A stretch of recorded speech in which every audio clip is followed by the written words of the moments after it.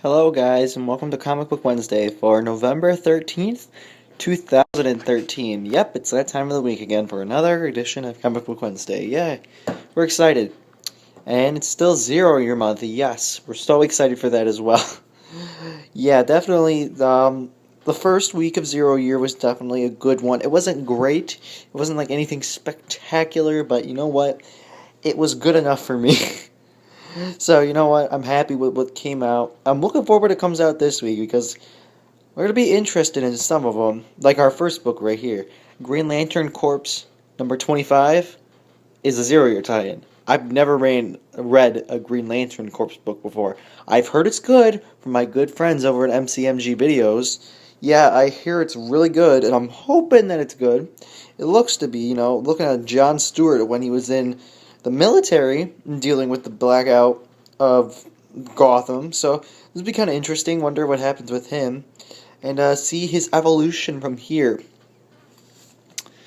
Next, we have Batgirl number 25. Unfortunately, Gail Simone is not working on this book, but she's working on other books over at DC, and, she'll eventually come back to Batgirl. Right now, it's Marguerite Bennett, which is another female writer. I know some of her work. It's okay. Hopefully, this is good.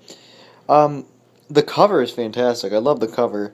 It's kind of like a, I don't know how to describe it, like a polish, kind of, in a way. But yeah, it's a really cool cover. Apparently, Barbara Gordon is really fascinated with Batman, like always. So she's going after to find out who he is and things about him, which would be really cool to see Barbara Gordon's side of the story, like everyone else's side of the story. Now, before we get into the rest of the Zero-Year tie-ins, we have another book in the way. Injustice Gods Among Us Annual Number 1. Yeah, I love this series to death, and they put out an annual for it. What awesomeness. Awesome. The best part? It's got Lobo in it. Hello, Lobo, and he's fighting Harley Quinn, apparently. Yeah, that's really cool. Yeah, I don't know much about Lobo. I know that he's a bounty hunter from space. He's an alien, and he rides a motorcycle and is called the Main Man. A flying motorcycle, by the way. Yeah, I'm really interested to see what happens in this book, definitely, because I love Injustice. Tom Taylor does an excellent job, and I can't wait to read this, definitely. But let's get back to the Zero-Year books. Nightwing number 25. This is a major Zero-Year book. Apparently, this was going to be $5. I think a lot of DC got a lot of backlash. I think for that, even though Nightwing is a major character in the Batman universe, DC got I think a couple major backlashes for it. So they lowered it down to $4, like the rest of the tie-in books. Luckily, because $5 is a little bit much for a usual $3 book, but there's probably a ton of stuff to think about for Nightwing though, because yeah, he is a major player in the Batman mythos since he was the first Robin. And we're going to kind of see what happens to him before his tragic backstory of his parents dying and all this. I love Nightwing too. It's one of the best books out there, and I definitely think that more of his origin, will be let out in this series thanks to Kyle Higgins. But that doesn't describe what the major book of this week is. We all know what it is. Batman number 25, the fifth part of Zero Year, and it's got a nice blackout cover representing what's going on in the story. The blackout, yeah, it's a representation of the first part, issue number 21, but with the blackout style. It's just slick. There's nothing to it. I believe the other side is just black. Give me 1 second. I'm sorry. I'm failing at this today, guys. I'm just out of it. I had school. I have a life. And you can see the Joker. Is the Joker part of the blackout? No. Oh, yeah, I thought it was black, but it's just another ad. It's just got the same glossy cover to it. But yeah, this is a really cool cover, and I can't wait to read this book. I'm loving Zero Year so far. The last issue was the best issue so far. And yeah, Scott Snyder and Greg Capullo, keep doing work, because this is great. Excellent, excellent book. But why don't we go talk about it right now? Alright, We are back, and let's talk about the books this week. Again, we got a average of good this week. There were great books this week, there were good books this week, and there was okay things this week. But we had more, positive books than we did negative books, I'll tell you that for sure. There wasn't really a negative book. But, hey, let's get into the books. First, we have Green Lantern Corps number 25, Zero Year Tie-In, like I told you several times before. Yeah, excellent introduction for me to get into the Green Lantern Corps. Does it mean that it was a great book? No, it was pretty much a good book. Pretty much was about John Stewart, his Marine Corps going into Gotham when the blackout happens and helping out civilians get out of Gotham. Really cool storyline. There's a flashback scenes that I don't really care about. I mean, they're there for a reason, but personally, I just didn't care for them. John Stewart's a really cool character. You can tell what type of character he wants to be without even needing to be part of the Green Lanterns. This was definitely a one-shot, you can tell. This isn't going to connect to any other Green Lantern Corps storyline. It does fill in with the Zero Year storyline because it takes place in Gotham. It has the blackout. Sure, it doesn't have Batman, but, it does fill in those gaps. I'll tell you that for sure. So overall, a great tie-in, a good book, a great introduction for me into the Green Lantern Corps. Will I pick up more? Possibly at one point or another. They do look like good books, but then again, I don't know. It just depends. Next, we have Batgirl number 25. I guess my worries did kind of overdraft me because it's okay. It's not really that good. It's not really that good of a book. Again, it's a Zero-Year tie-in along with Green Lantern and a couple of the other books that we've looked at last week and this week. Yeah, it's just not that good. It's probably the weakest so far of the Zero-Year tie-ins. Not because of the story. The story is about Barbara Gordon and her brother James trying to, survive this blackout while her father is out trying to catch the Batman. That's perfectly fine. However, the dialogue is really crappy, and the twist at the ending isn't surprising. It's really easy to tell because it's this environment that they're living in, so it's like, hey, this is what's going to happen. And it just didn't. There was a moment where, it doesn't make sense what happened to there. So, it doesn't help. And the artwork is There's some pages that just look crap, and some pages that look pretty good, to be honest, but this wasn't that good of a book. So, unfortunately, Batgirl, you're probably the weakest of the Zero-Year books so far. Unfortunately. Next, we have Injustice Gods Among Us Annual number 1. I love Injustice, the series. It's fantastic. And when I found out they were doing an annual to it, I was very happy about it because I was like, what can they do with it? And then they have showed it was Lobo. So the annuals are going to be like the DLC characters they put into the game and put them in there. Hopefully they don't do one for Scorpion because, it's pretty stupid if they do it. But then again, Martian Manhunter has already been in the Injustice book. And, well, he was in the game as DLC. Are we going to see a Batgirl one-shot? I don't know. Are we going to see a Zod one-shot? I don't know. Are we going to see a Zatanna one-shot? I don't know. We've seen other characters who are not in the Injustice universe, like Huntress and Black Canary, a couple others, but, are they going to... what about the other characters that actually did get into the game? I don't know. It's very hard to tell right now this early. However, let's talk about the book. The story is really funny, and I love it. Lobo is assigned to go kill Superman, but he sees what happened to Metropolis, so he's like, hey, Superman, you know what? I kind of don't want to kill you. And then Superman is like, I need you to do me a favor. I need you to go find this person, Harley Quinn, and take her down. And yeah, it's pretty funny involving Harley Quinn from there. Green Arrow gets involved in a way because, Harley Quinn knows where his lair is now. The Arrow lair. Arrow Cave, I'm sorry. That whole joke right there, him and Black Canary have. It's really cool, and this explains what happens when Harley Quinn took that little superhuman pill that they talk about in the game. Why average normal humans can fight super beings. And yeah, there's some pretty hilarious moments of Harley Quinn using the pill, and this is a great book. Definitely, it was one of my favorite books, and definitely an awesome annual. Definitely a great book, Tom Taylor. Thank you again. But let's get back to the 0 Year books, because that's what we're really here for. Nightwing number 25. Again, I am a major fan of Nightwing. Everyone knows that by now. And if you're new to the channel, I am a major fan of Nightwing. I thought I'd tell you that. Yeah, I love Nightwing. He is just a great character. And putting him in the 0 Year universe is perfect. So, and again, they do the right thing with it.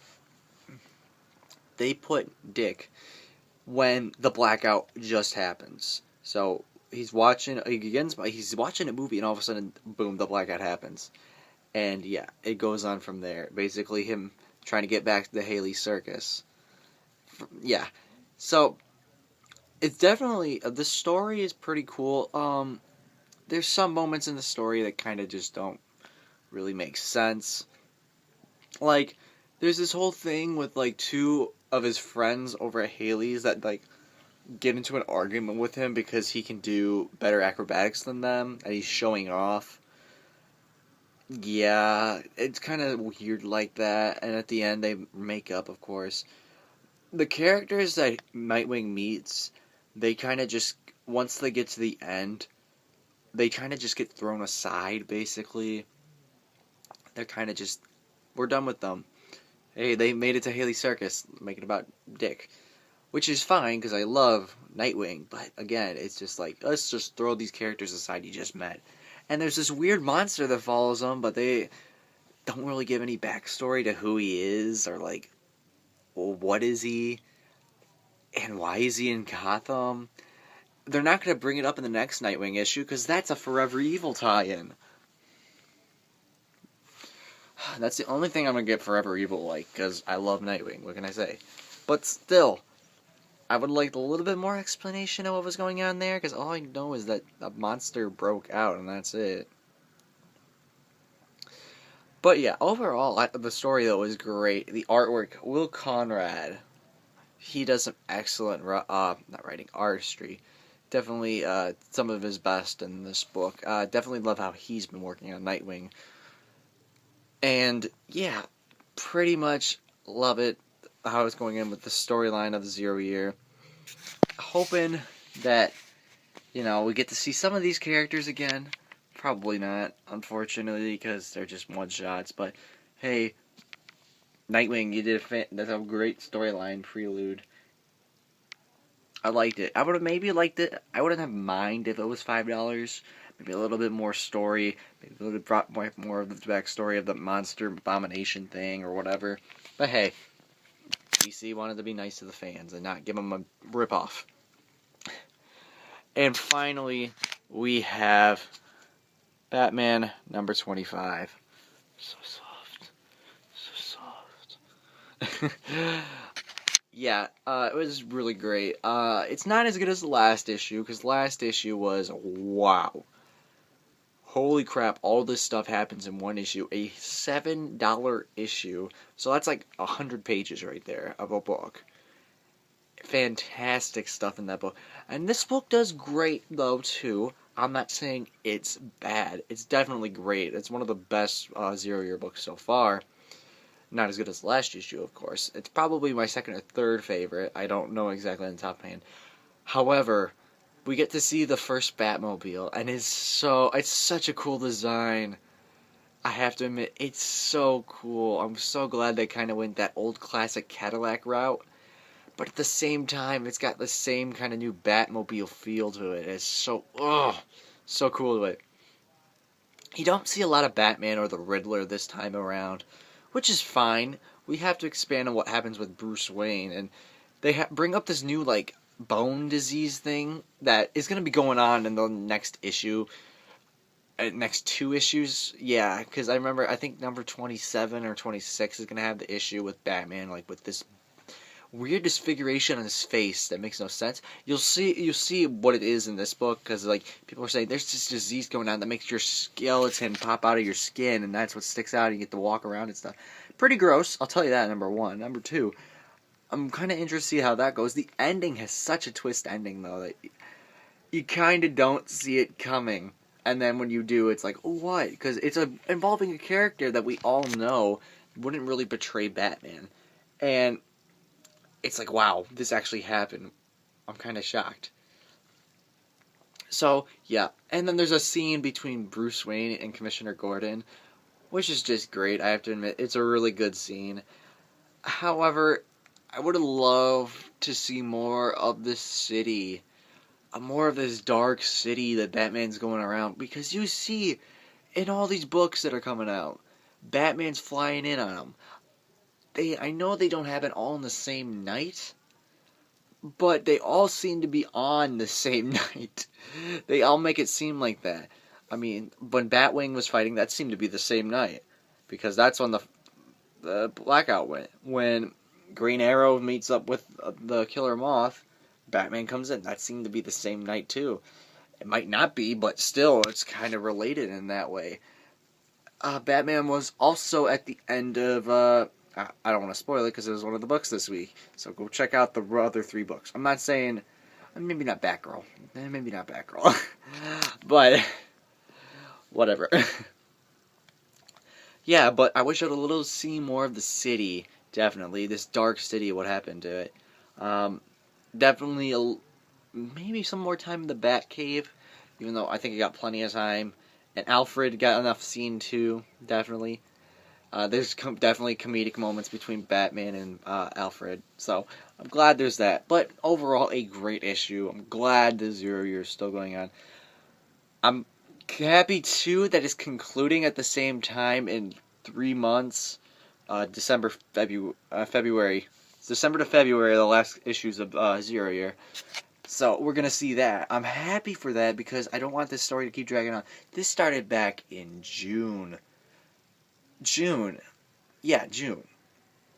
It's like 21, 22, 23, 24, 25, 26, 27, 28. That's 8 issues. That's a whole storyline. However, it feels like forever for some people. It kind of does for me, but if the story is consistently good, I'm fine with it. And 0 year is consistently good. There hasn't really been a bad issue. There's been an okay issue, a good issue, great issue, I love you issue, basically. But that's really much all, as long as it stays good. As long as Snyder doesn't throw it out the window kind of with Death in the Family. Because Death in the Family, that was going on since October, and for some reason, that kind of got dragged along, and it didn't feel right after a while. It's looking like 0 year's not turning into that, but I don't want it to turn into that, if you get my drift, okay? With that being said, what were the best 3 books of the week? Well, take into consideration what I already said. What do you think? However, what order am I going to put them in? Well, number 3, I'm going to have to go with Nightwing number 25. Sure, some of the storyline is kind of iffy, but the artwork is great. The story is good, and the characters definitely are awesome in this book. Even though they don't get really fleshed out as much, and they're probably not going to be fleshed out ever again, I'm happy that they were there for this story because it worked good. I apologize for me moving my phone around. I'm not used to doing this with one hand. I'm kind of used to doing it with 2 and able to positioning it with myself, like now. But I'm also not good and used to it to my right hand. Usually my left is the one I hold it in. Number 2, Batman number 25. A great book. Again, not my favorite of the 0 year books, but definitely brought out some cool moments for the 0 year. I'm glad it's going like this, and I can't wait to see more, I'll be honest. There's a whole thing with a troop finding a secret door, and then at the end you don't know what happens to them. I want to know what happens to them because that's kind of interesting. How does that relate to Zero Year? I want to see more of this city that's blacked out, more of this crime.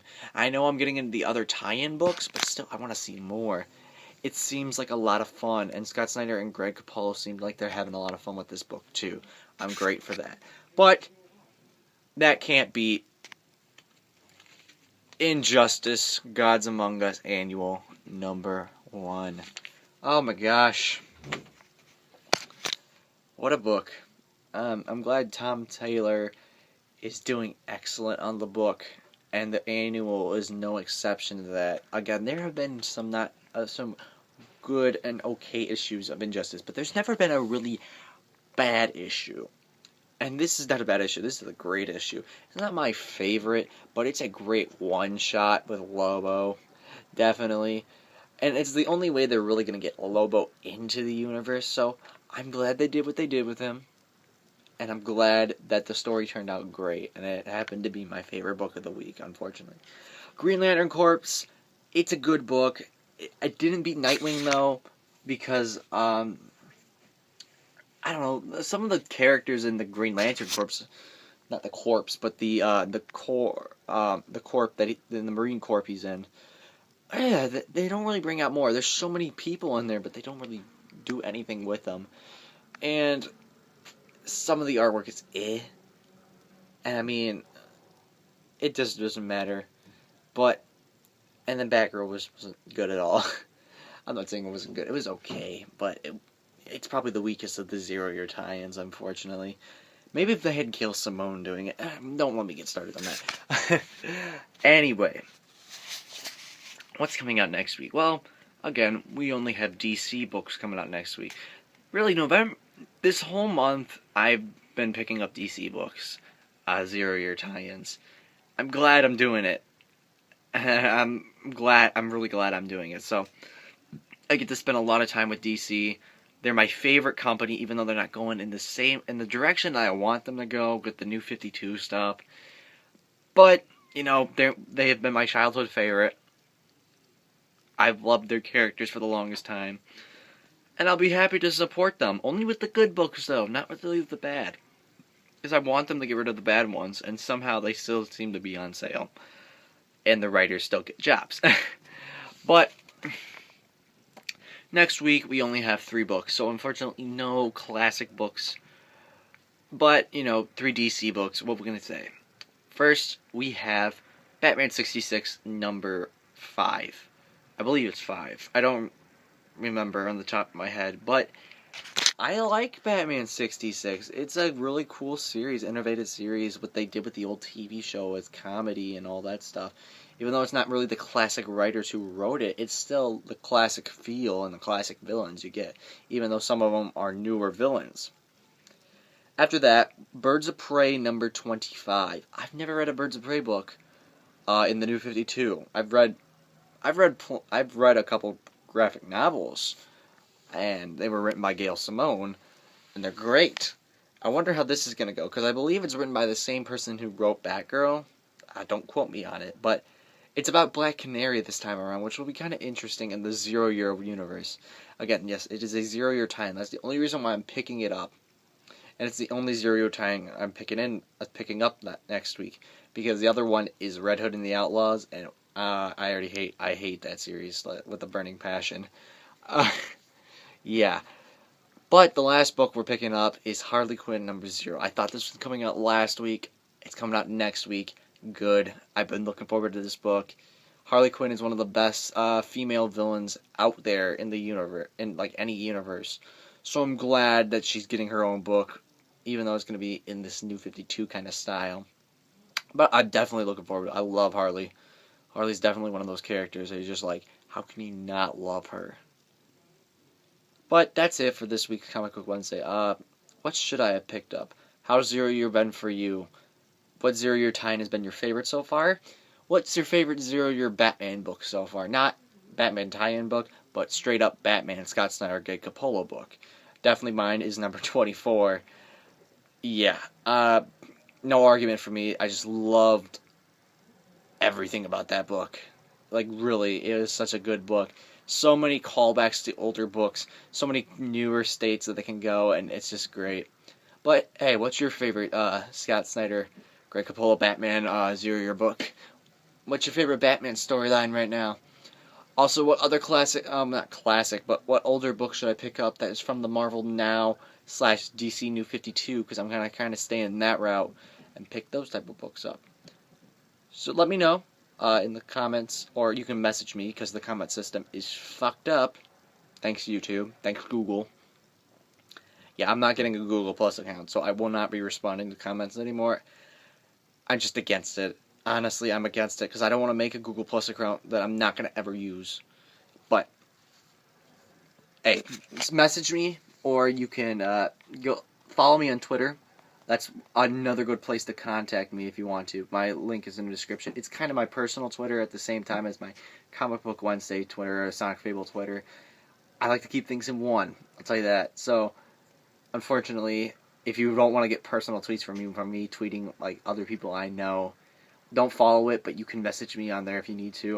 There's a Facebook link to my fan page that exists. I never check on it, but see if you can message me on there. I sometimes check on it, but definitely message me there. But you can message me on here too. Definitely, I recommend messaging me on here first, then Twitter, then Facebook. So do that because I recommend it. So with that being said, thank you for watching this Comic Book Wednesday. I can't wait to check out the books next week, and I'll see you there.